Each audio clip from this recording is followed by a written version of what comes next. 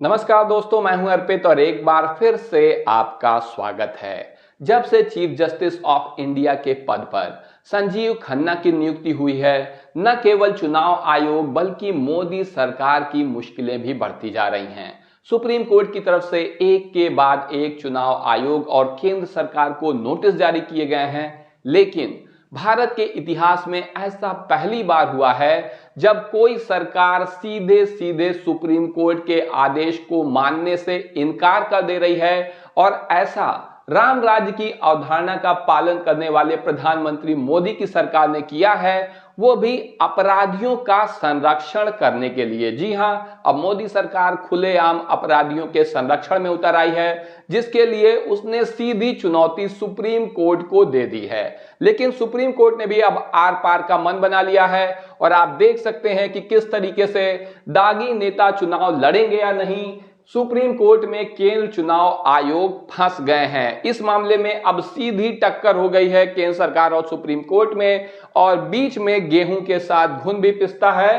तो चुनाव आयोग यहां पर फंस रहा है और उसकी स्थिति एक तरफ कुआं एक तरफ खाई वाली हो गई है। आप देख सकते हैं, दैनिक भास्कर की रिपोर्ट है, सुप्रीम कोर्ट बोला कानून तोड़ने वाले कानून कैसे बना सकते हैं, अपराधी सरकारी नौकरी नहीं कर सकता तो दोषी नेता चुनाव कैसे लड़ सकता है। ये बिल्कुल वैलिड तर्क है, बिल्कुल वैलिड रीजन है जो सुप्रीम कोर्ट में उठाया गया है और सुप्रीम कोर्ट ने अपराधियों पर लगाम लगाने का फैसला अब कर लिया है। आप देखें, आज देश की सत्ता में बैठे लगभग 85% नेताओं पर कोई ना कोई आपराधिक मामला चल रहा है। सुप्रीम कोर्ट ने पूछा है कि जब किसी कर्मचारी या अधिकारी का दोष सिद्ध हो जाता है तो उसे अपनी नौकरी से हाथ धोना पड़ता है, तो फिर ऐसा नेता जिस पर कई बड़े आपराधिक मामले चल रहे हैं वह चुनाव कैसे लड़ सकता है। तो आप सोचिए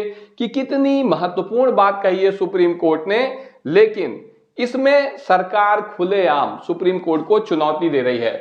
आज की अगर बात करें, आज की संसद की, तो लोकसभा के 543 सांसदों में से 251 पर आपराधिक मामले हैं। ये कोई हवाई बात नहीं है, नव भारत टाइम्स की रिपोर्ट है ये। और 543 में से 251 पर आपराधिक मामले चल रहे हैं। केरल में तो 20 में से 19 एमपी क्रिमिनल हैं। आमतौर पर उत्तर भारत में राजनीति के अपराधीकरण की बात होती है, लेकिन आप दक्षिण में भी क्या स्थिति है देख सकते हैं, पूरे देश में लगभग वही हाल है।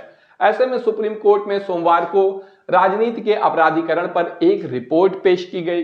इस रिपोर्ट में बताया गया कि 543 लोकसभा सांसदों में से 251 पर आपराधिक मामले दर्ज हैं। इनमें से 170 सांसदों पर तो ऐसे गंभीर आरोप हैं जिनकी सजा 5 साल या उससे ज्यादा की कैद हो सकती है। तो आप देख सकते हैं कि देश की संसद में कोई नेता नहीं बल्कि अपराधी बैठे हुए हैं। यह रिपोर्ट अलग अलग हाई कोर्ट से मिले आंकड़ों पर आधारित है। इसे एमिकस क्यूरी और वरिष्ठ वकील विजय हंसारिया ने जस्टिस दीपांकर दत्ता और जस्टिस मनमोहन की पीठ के सामने पेश किया है।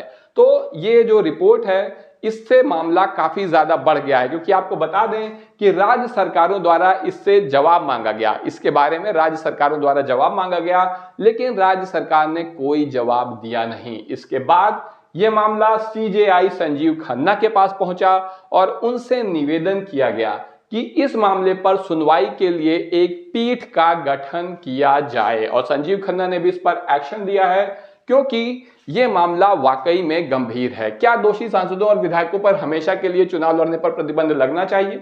अभी 6 साल का प्रतिबंध लगता है। सुप्रीम कोर्ट अब इस मामले पर सुनवाई को तैयार है।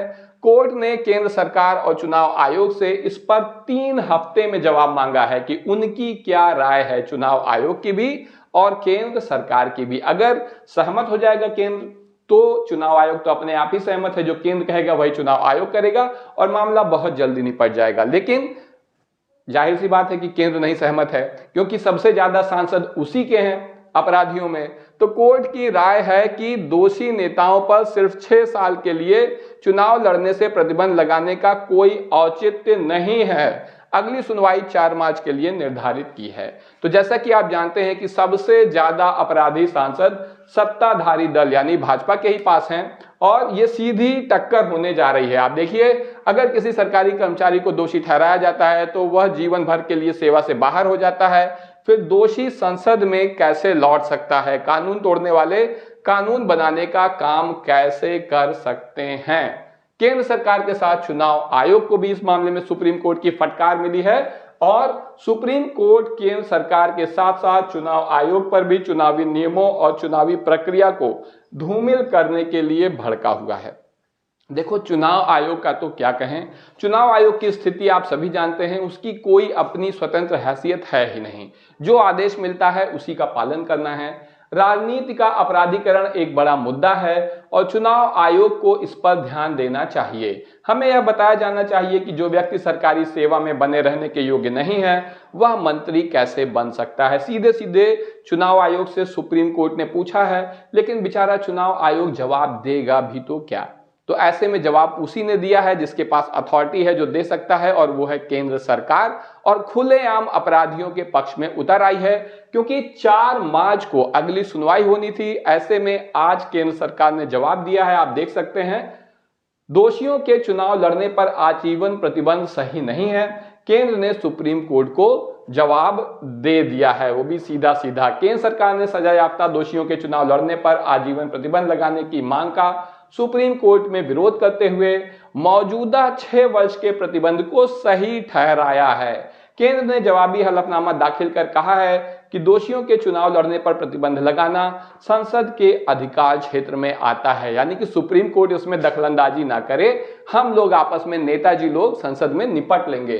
केंद्र ने हलफनामे में कहा कि सुप्रीम कोर्ट न्यायिक समीक्षा के दौरान किसी कानून को असंवैधानिक ठहरा सकता है और उस कानून को निष्क्रिय घोषित कर सकता है, लेकिन याचिकाकर्ता ने जो मांग की है वह एक तरह से कानून को दोबारा लिखने की मांग है। न्यायिक समीक्षा और संवैधानिक कानून में ऐसा नहीं होता।